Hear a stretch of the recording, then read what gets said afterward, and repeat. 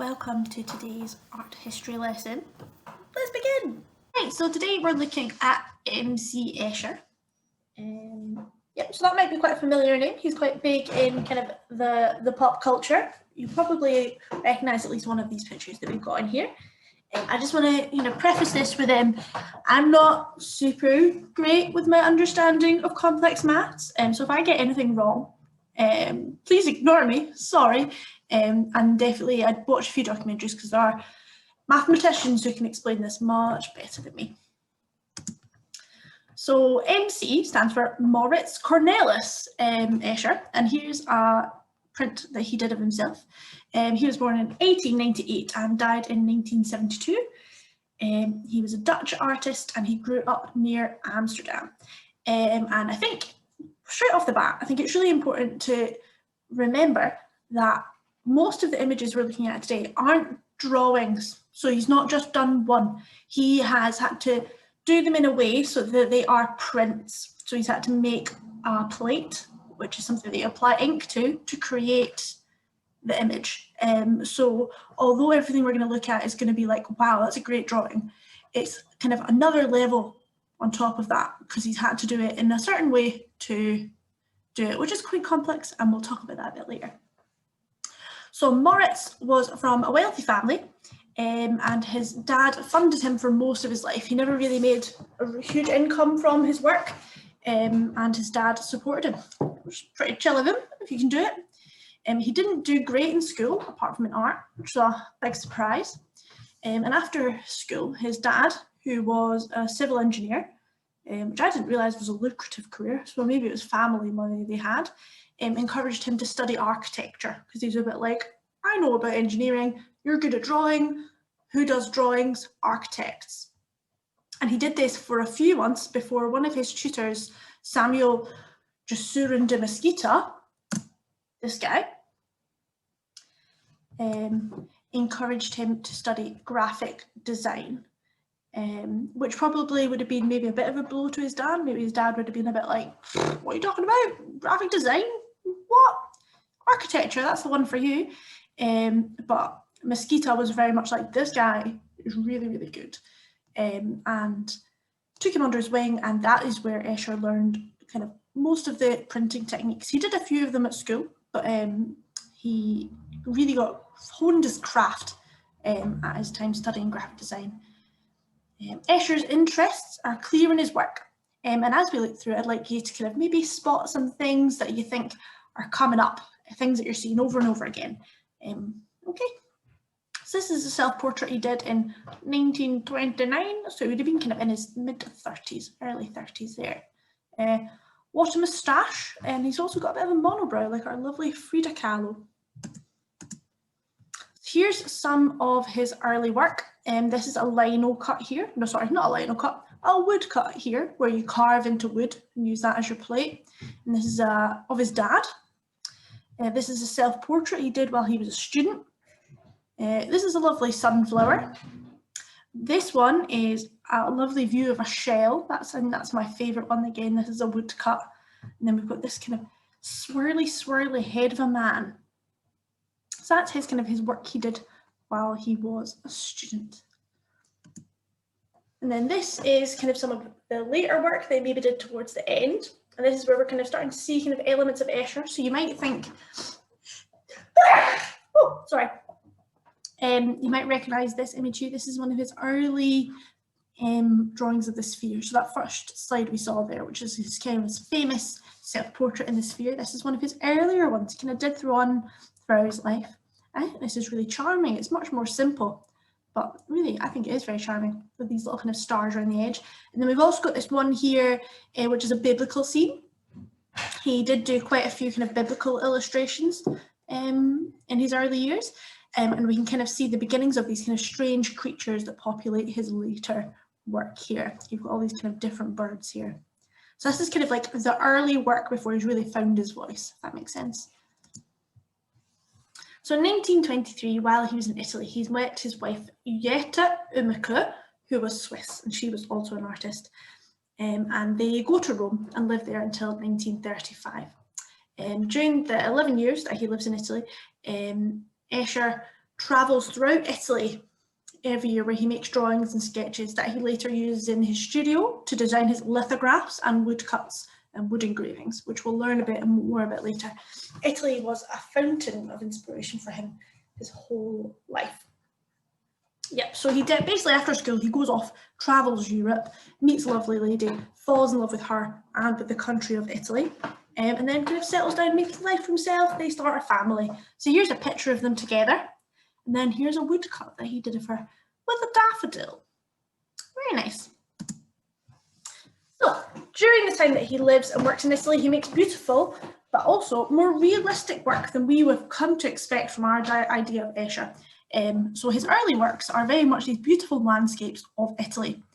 In these works, we can already see his fascination with perspective. So when we're looking at these, we want to look at how he has kind of angled the way we're looking at it. Are we looking up? Are we looking down? Are we looking straight on? Are we close to the subject? Are we far away from the subject? That's what we're wanting to look at. So at the moment, we're kind of standing at the bottom and looking up at this big citadel on the hill. So again, this is a woodcut. Lovely. Very nice. Here's another one as well. So we're looking up at a lot of these, looking up. Then here is a good example of kind of how, although to us these images look very realistic, there's no kind of like monsters or anything in them, he is playing with reality a wee bit here. So this is an image of where this picture is. This is I don't know, I'm not very good at pronouncing Italian, sorry, but we can see that here he's kind of added in these bushes and he's made the cliff much more steep. We're looking up at it much more. He's made it much more dramatic. He's kind of lengthened it as well. So kind of, although when we're looking at these images, they look really realistic to us, we've got to be aware that he's already playing with the perspective and kind of playing up the drama for us. Very nice. And then here's another two, which will look quite familiar when we're coming on. We can kind of see hints of Escher here. We've got this kind of view from up above and all these lovely buildings and this kind of fabulous bridge looking down into this gorge. And then we've also got this one here where it's called covered alleyways, and we're kind of seeing down all these different ways. It's quite dark, feels quite claustrophobic. I almost feel like it's a bit in a video game or something, you know, where you're kind of running around, first person shooter type thing. Yeah, so that's some early Escher, his Italian period. And also, this is something that will kind of maybe come to fruition a bit later in his life. He visits Alhambra, which is in Granada in Spain. So it's a bit of Spain that had a bit of Islamic influence. It was part of the Moorish Empire for a while. And thus it has all this fantastic Islamic architecture. And Islamic architecture is very big on the geometry, fabulous geometry, amazing, amazing tiling like this, fabulous columns, beautiful mosaics. And because obviously their civilization was very, very, very good at maths. And this kind of lit something in Escher. So he visited in 1922 and made some sketches, but then he visited again in 1936, and that is when he really latched onto this idea of tessellation. So this is a sketch that he's done of some of the architecture. So you can see kind of all these repetitive pillars kind of expanding into infinity. Where are those roads going? We don't know. And then also these are some sketches that he made of some. So this is an image of the tile work, and this is an image that he sketched. So these are pages from Escher's sketchbook. Now you can see how kind of this idea of all the interlocking shapes feeds into one of his early tessellation works. And tessellating is just that kind of fitting together of lots of different shapes. And here we've got, he's kind of filled this entire space with heads of people. So we've got this kind of man here with the top hat. So you've got this other man with a long beard all the way up, and then you've got a woman's head and then a woman upside down as well. So he's kind of getting into that idea of dividing up this space into all these different shapes, but instead of making it into like stars and squares and things, he's making them into creatures and people. So unfortunately, 1935, World War II, Italy, World War II, not an amazing place to be. And although Escher wasn't overly political, They found out that their 9-year-old son, as part of school, was marching in fascist parades praising Mussolini. And the Eschers were a bit like, not so sure about that. So they packed up and moved to Switzerland. Escher unfortunately wasn't so into Switzerland. It was too cold and he didn't like the landscape. Fair play. And this is one of the images that he did while he was there. And I think it is very nice. But you can see why maybe for the guy who's kind of super into like the cliffs and the high up towns and all that kind of very dramatic scenery, maybe kind of the snow kind of softened it too much, or maybe they weren't in a particularly scenic bit, but it wasn't for him. So they quickly moved to Belgium, and they stayed there until 1940 when the Nazis invaded. They were like, oh no, and then they went back to the Netherlands, which was already occupied by the Nazis, but I suppose it was home, so maybe it was going to be a bit more friendly. And at that point, unfortunately, Escher's mentor, Mesquita, unfortunately, as he was Jewish, he unfortunately was killed by the Nazis in Auschwitz, which was awful, very awful. So, most of Escher's best known work starts now, when he's returned to the Netherlands. He's no longer got the beautiful landscape of Italy to kind of fuel his inspiration. And it's often said that the cloudy, cold and wet weather of the Netherlands allowed him to focus more intently on his work. There wasn't a beautiful countryside in the sun to explore. It's wet, it's World War II, there's Nazis everywhere. He's like, I'll stay inside and draw. Sensible idea, really. And at this point, he had to kind of look inwards for that inspiration. And it's here, this is where we can see some of his first of his kind of unique tessellations, which I kind of think of like a mosaic and those dividing up of the space thing, inspired by the tiles in Alhambra. So here you've got this image where he's got these square tiles slowly shifting, changing shape until they are lizards. Pretty cool. And then you've also got this one where you've got birds, less detail, birds interlocking, and then the space in between the birds becomes fish, and then slowly the birds disappear and you get more and more detailed fish. Which, you know, when we look at it, looks quite simple, but if you're imagining trying to draw that and work it out so that all these bits are perfect. And the thing about Escher's work is everything is super, super precise, everything is perfect, and I'm not exaggerating when I say perfect. It is 100% mathematically and geometrically correct, not a millimetre out. So it's really amazing that he's kind of done this amazing precise work, but also made it quite fantastical with these kind of birds and fish flying away. This is one of his transformation pieces. He kind of get these ones called tessellations, and these tessellations, how many times am I going to say that today? Kind of expand outwards and they become these liberation pieces, is what he called them. Very nice. And then here is one of the most famous ones. So this is Day and Night.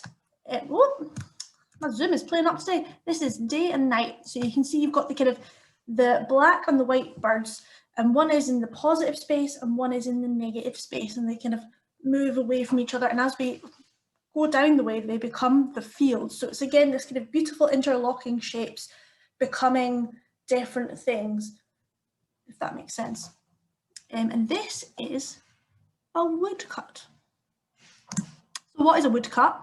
A woodcut is where you get a big bit of wood and then you gouge out the bits that you don't want to pick up any ink. So any bit here that is white, Escher would have had to have cut out with these little tools, which are sometimes called radlers.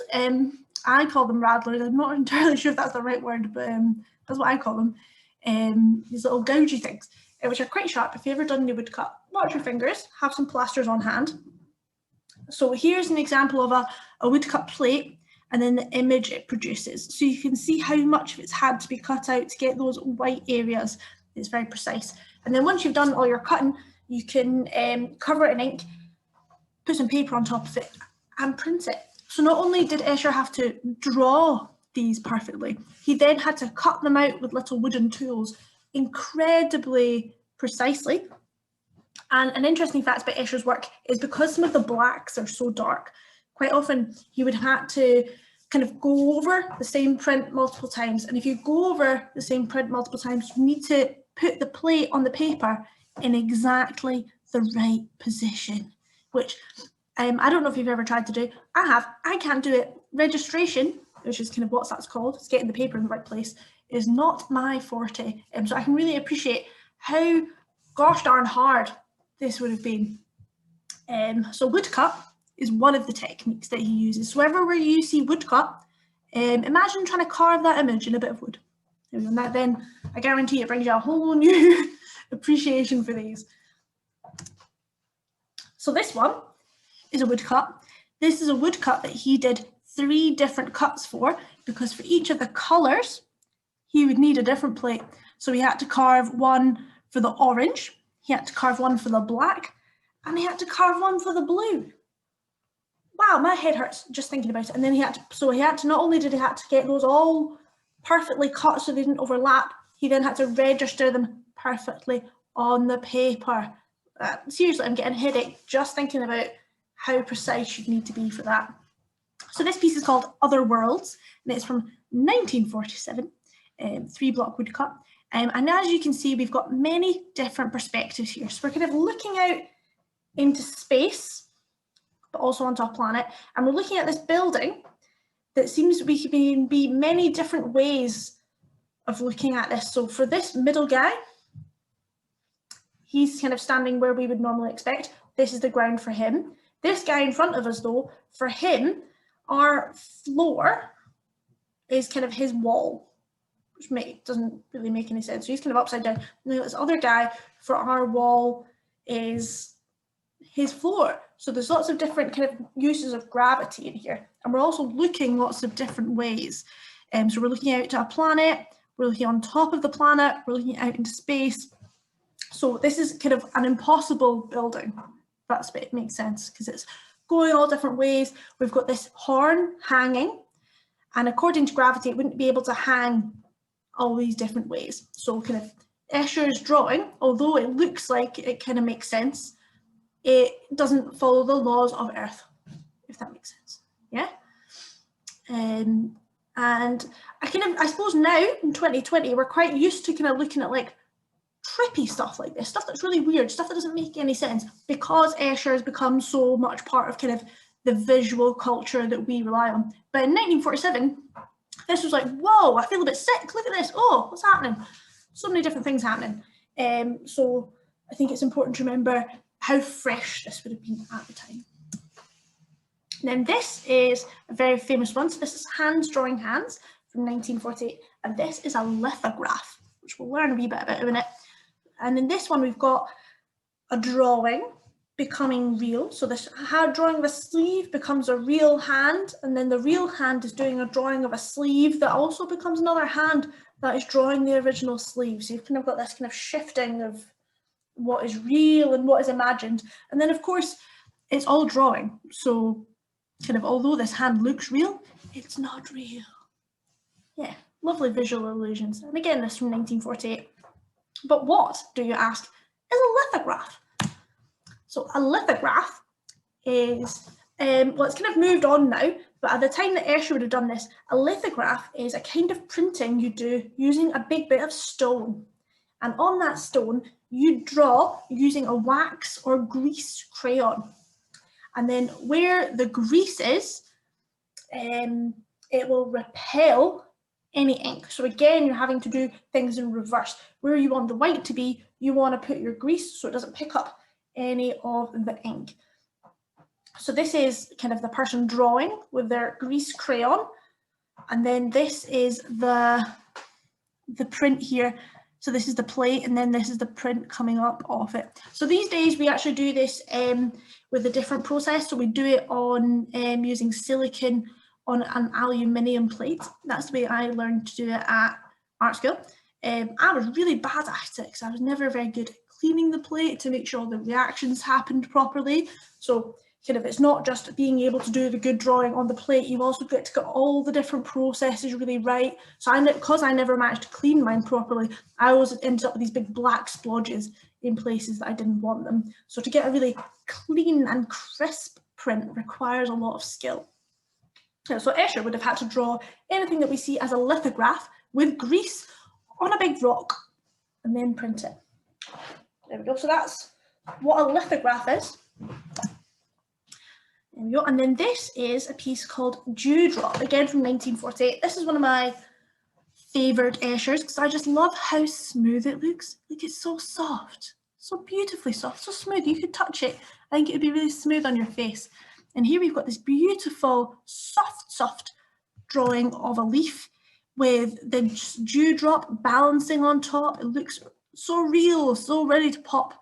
And that's kind of enhancing and some of the patterns on the leaf, some of the natural patterns created by kind of all the different systems happening within the leaf. And then also you've got the kind of the way he's painted the dewdrop is beautiful. And this is a mezzotint, which I think is possibly the most complicated printing process. I've never had a go at this. I wasn't good enough at the lithograph to try the next level of hardness. So let's have a look at what a mezzotint is and how you would create this picture. So a mezzotint is a kind of etching. An etching, or dry point etching. So you've got two kinds of etching. One where you let the acid do the work. This isn't the one. And the other one is where you use tools to scrape into a copper plate, because copper is quite a soft metal. You can scratch and draw into it. And where you draw will pick up ink. So you don't need to do, oh no, wait, where you draw, sorry guys, no, where you draw, yes, where you draw will pick up ink. Sorry, printing kind of hurts my brain. And with mezzotint, that's a process they use to create kind of lots of different tones, so you can get a wide range of lights and darks rather than just black and white as you can with one woodcut. And so to do this, you do little cross hatches. So you do lots of little marks, a bit like if you were going to do shading with cross hatching. Except to do that cross hatching, you're using this thing here, this kind of arm with a slicey blade on it, and you kind of hit this blade up and down to create that tone texture. So Escher has done all of this using this tool here, hitting up and down to create the different tones. I can't even imagine how precise you need to be to do that. But it does create this beautiful softness because there's no harsh lines. We haven't got anything, nothing's got an outline, if that makes sense, and that's how you make it look so beautiful. Yeah, so that's every time you see mezzotint, just imagine Escher with this little tool trying to draw these little cross hatches. Amazing. This is one of my favourite Eschers as well. This is called Ripple Effect from 1950, and this is a lino cut. So a lino cut is basically like a woodcut, but instead of wood, you use lino, like what is on your kitchen floor, and it's a bit easier to carve than wood. It gives a different effect, softer. Lino cut is very good fun. I know there's some lino cut stuff in the cupboard at Flourish, so if you want to have a go at that, hit me up. I just love this. I think it's really lovely. It looks quite spooky. I love the way the trees just kind of, whoa, they melt away, because we're not looking at the trees, we're looking at the reflection of the trees. I just think it's very nice. You can make a nice card. And this is another one of my favourites. So this is a lithograph, one of those ones that he would have had to have drawn on stone with grease. And here this is called 3 worlds. So just take me a minute and see if you can work out where the 3 worlds are. Okay, here you go, your minute's up. So we've got the world of the fish who is in the puddle. We've got the world of on the surface where the leaves are floating, the surface world. And then last but not least, we've got the real world, as in the world where the trees are reflected in the surface. I love all those layers. I think that's really nice. And again, it's beautifully soft. Very, very nice. I don't think I could draw this, let alone draw it on a big rock and then print it. So it's pretty darn cool. And now we're going to start looking at some of those tessellated things, those kind of bits where all the shapes fit in all together. So this is a piece from 1950 called Butterflies. So again, you can see some of these lovely patterns of nature. So you've got all these butterflies, kind of quite simple shapes, expanding out, getting more and more detail, more and more detail. Oh my gosh, they're beautiful butterflies and they're flying away. So you kind of got this movement out from just simple shape out into something that's quite realistic. And this is a woodcut. So again, he would have carved it into wood. Very nice. And then here's a picture of him once he's older, painting one of these really big tessellated things that we're going to look at, which is quite fancy. It's not often that he painted these. A lot of these tessellations were kind of watercolours. They weren't prints as much as kind of some of his other ones. So these are kind of things he'd draw out and then colour with watercolours or gouache. And here's a real big one he's painting. This is one of my faves. This is called Plain Filling 2.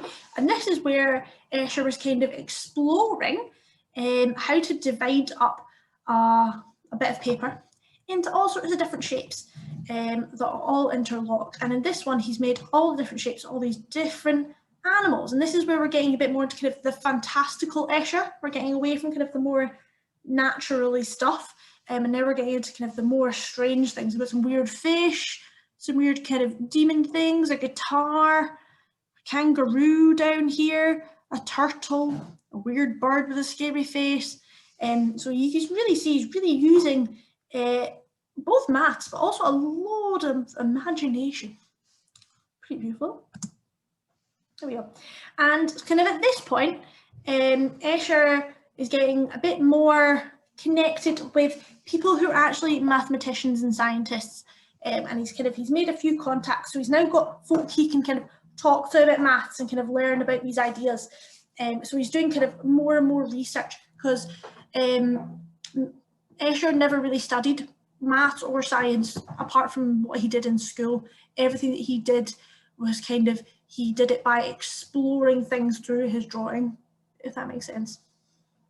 So this one is called Smaller and Smaller. So you've got these lizards, you've got 3 different interlocking lizards, and they're all getting smaller and smaller and smaller and smaller until they kind of crush into infinity. So it's kind of like an infinity tunnel, but it's made of lizards. Cool. And as he began to develop more and more of these complex works, he kind of was inspired by different things in nature. And one of the things he was inspired by for these is the structure of crystals. So if we look at some crystals here, crystals actually do have quite regular geometric forms, and that's how they kind of create these beautiful things. So he was kind of studying all these different patterns in nature that kind of inspired his work. And actually some people found out some new scientific and mathsy things. There you go, you can tell I know about this by looking at some of Escher's work, because just by kind of following his own interests and trying out new things and kind of pushing things to the limits, like this picture, kind of bristling out, oh, what if I just continue it into infinity where they get smaller and smaller and smaller? He actually managed to highlight some kind of mathematical rules that people hadn't fully discovered yet. And by looking at some of his pictures, some of these things clicked into place for these mathematicians and scientists. And they were a bit like, I think Escher's onto something. And then they were able to do their tests. And then they'd be like, oh, and therefore, this mathematical rule. For example, here is this one. And this was inspired by a mathematician who kind of was talking about the laws of infinity, and they were thinking about kind of the shape of space and the cosmos, the universe that we live in. And Escher was kind of reading about this, and he was like, oh, I think I've got an idea for a picture. And he did this picture, which is called Infinity Plane. So you've got these fish in the middle, and they're expanding outwards and just getting smaller and smaller and smaller and smaller. And it turns out that this is a perfect representation of space as it heads towards infinity. And this was recently confirmed to not even be a millimetre out. This is a perfect diagram of how space works as we expand outwards from the centre of the universe. That kind of boggles my mind a bit. I'm not entirely sure how that like equates from like where I am in space in the universe equates to this picture. But I think it's pretty cool that by playing around with shapes and repetition and kind of these natural structures that we see in nature, that Escher was able to draw this. So without any formal mathematical training just by kind of following his intuition, if that makes sense. Yeah, I think imagine if you are a maths or science person, you'll probably get a lot more from this. You'll probably get an extra level of understanding. It's a bit locked off for me. I don't fully get it, but I can still appreciate it, you know. So this is another one of his pieces. This is also a 3-plate woodcut. So you needed to do a cut for the orange, a cut for the grey, and a cut for the black. So every time you see a different colour, you had to do a whole new sheet. And this one's called rind. So you've kind of got this skin of a woman that's kind of coming apart and peeling, and then you can see through her into the sky. It's quite cool. It's kind of almost like skin unfolding. And then this is a very famous one. This one was certainly up in my chemistry classroom in school. And this is called Bond of Union. This is from 1956. And again, you've got this kind of the spiraling of the skin, except this time these guys are interconnected. It's like they're all made of one big ribbon. And they're kind of, I always thought of these things as like atoms, with the little balls around them kind of floating through space. And for me, I think this piece kind of just thinks about kind of like, we're all made of the same stuff, man, you know, we're all made of stardust, we're all connected. I get a bit hippy-dippy when I look at this picture and kind of just think about, you know, we're all just carbon and nitrogen and oxygen and all this sort of stuff. So it's quite nice. And then this is one that you might really recognise. It has been much parodied. It definitely had a reference in The Simpsons. If you've seen Inception's heavily inspired by this piece. And also there's definitely a scene in Labyrinth with David Bowie where they've kind of got all these stairs and things going in different ways. And this is kind of a development of one of those first pieces we look at, The Impossible Room, you know, the one with the 3 worlds looking out into space and onto the moon. Except this time we've got kind of recognisable domestic structures. So we're in a house, but it's an impossible house. Everybody's kind of living in their own little world. Everyone's gravity is going a different way. For instance, this guy's coming out of a cellar, but he's walking into a door, and his floor, sorry, this guy's wall is this guy's floor. See, even talking about it, it's confusing. It's just kind of, it boggles the mind. Similarly, with these stairs, we've got people walking all different ways. Everybody's kind of, it's almost a bit lonely. They're all walking around the same house, but they're not in the same place, if that makes sense. And here, we've got all these stairs going different ways, and it would be impossible for this house to be built. It wouldn't be possible for this to happen in real life, but for us, when we're looking at it, everything we look at kind of makes sense. But if you look at the thing next to it, it doesn't make any sense. Really beautiful. And this is, again, a wood block, so you had to cut this into wood. What? Wild. And they're not massive as well, so all these tiny little cuts would have, you know, you had to do them with a very small tool. And this piece inspired this shape to be discovered, I suppose, by the mathematician Robert Penrose, and this is called the impossible triangle. And this is something that you can draw, which is impossible for it to exist. You wouldn't be able to make this as one object. And Robert Penrose did make like a model of it where it looks like this from one very specific angle, but you couldn't actually make this piece out of, say, wood. And then one of Robert Penrose's relatives knew Picasso, because it turns out everybody knows each other. He showed it to Picasso, and Picasso was like, "Whoa, it's a real shame you're a mathematician and not a cubist, because you could have discovered the 4th dimension." So, you know, Picasso was a fan. And Escher saw this triangle and he was like, "Whoa, that's really cool," and then used it to inspire some of his later work. And actually, if you look at this triangle, you can kind of see it in the stairs of relativity. If you look here, all these stairs are kind of in that sort of triangle. So, you know, maybe he kind of knew it in his subconscious, and it just kind of goes to show how, kind of what a deep level of maths and understanding of space Escher had, but without ever really learning it, you know, he kind of worked it out for himself. Really impressive. There we go. And then this is the piece that Escher made that kind of was sparked by that triangle, except this is a square, and this is called ascending and descending. This is a detail. It's actually a bigger picture than this, but I thought I'd just hone in the important bit. And these are kind of the impossible stairs So you can see everybody's walking up and down stairs, but they're all kind of ending up in the same place, which we know is impossible. You could never build stairs like these, even with like travelators and stuff like that. You can't do it. It just wouldn't work. And kind of things like these that kind of apparently demonstrate mathematical problems very beautifully. I don't understand the maths enough. I can appreciate this is like a freaky illusion type thing, you know? Again, amazing detail. So again, this is a lithograph. He drew it on some stone with some grease. What? It's amazing. Cool. And also this beautiful, even like without the impossible stairs, it's really still a really good drawing of a building, you know? And then here's another two of these impossible buildings. The Belvedere from 1958 and Waterfall from 1961. And particularly in Waterfall, see how many impossible triangles you can spot. He's used, somebody told me there were 3, but I've only ever been able to spot 2. So there's one here. There we go, so you got this triangle and then this water coming down, and then you've got this other one here. So he's kind of used the flow of water to kind of recreate that play with space.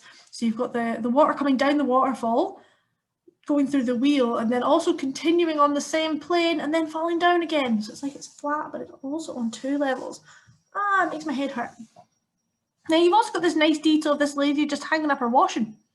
You know, kind of there's all this like crazy things happening with space and nothing is making sense with physics. So you've got these really strange what are these called, shapes up here. You've got some kind of really weird under the sea things here, but you've still got somebody doing their washing and somebody staring at the water. It's kind of, I quite like that combination of like the fantastical and the mundane, which is quite nice. And then similarly here you've got a bit of kind of the impossibility happening. So you've got the person with their ladder starting on the inside, but somehow they're taking it up and it manages to go to the outside. And also this pillar here at the back somehow becomes the pillar at the front. And quite frankly, see, if I look at these long enough, I start to feel a bit sick. I'm just like, oh, and that's kind of your brain just really cranking away, trying to understand stuff. Because that's one of the really beautiful things about visual art is your brain really tries to understand it like it's real. And kind of Escher's drawings really kind of bring that to mind, because you are just like, oh, why does it hurt so much? And it's because that's the way our brain works. We love to interpret and try and work things out. So, what were some of the interests that you may have noticed about Escher? What sort of things and themes have you seen in his work? Well, I've got some pictures here, maybe as some hints. There you go. Number 1, maths. Yep, maths. Lots of maths, symmetry, nature. There we go. There's lots of beautiful images that, although they were mathematical, they also involve nature.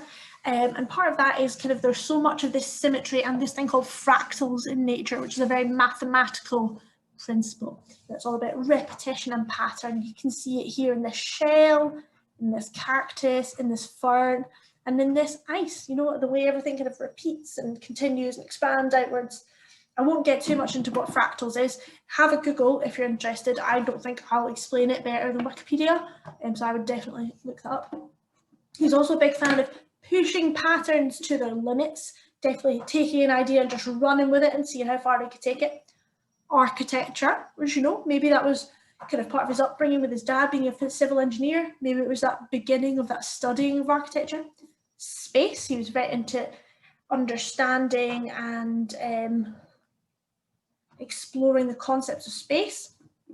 Infinity, he's definitely very into like finding how things worked infinitely, and geometry. Fame. When did he become famous? It wasn't until late in his life that he became famous, because up until kind of about the 50s, most of his fans were scientists and mathematicians. They were kind of people he knew who appreciated his work and were like, whoa, you really are in like visually representing things that I are doing through my work. Because these were the people he associated with. He had a few exhibitions here and there, but no widespread success. In kind of the 50s, an American journalist visited him, and they wrote an article for kind of Time and Life magazine, and this started his route to kind of widespread fame. In 1954, he had a big exhibition in Amsterdam as part of the International Mathematical Congress. So it was kind of all these people who were kind of predisposed to love his work then really discovered his work and kind of took it back to their respective countries. And it was there he made lots of contacts that allowed him to talk about these things that he was interested in that really kind of pushed his work forward as well. And then from there, he got an exhibition in the Stedelijk Museum, which is also in Amsterdam. And this in turn led to his kind of first major exhibition in America. So it's kind of like a snowball effect from that point.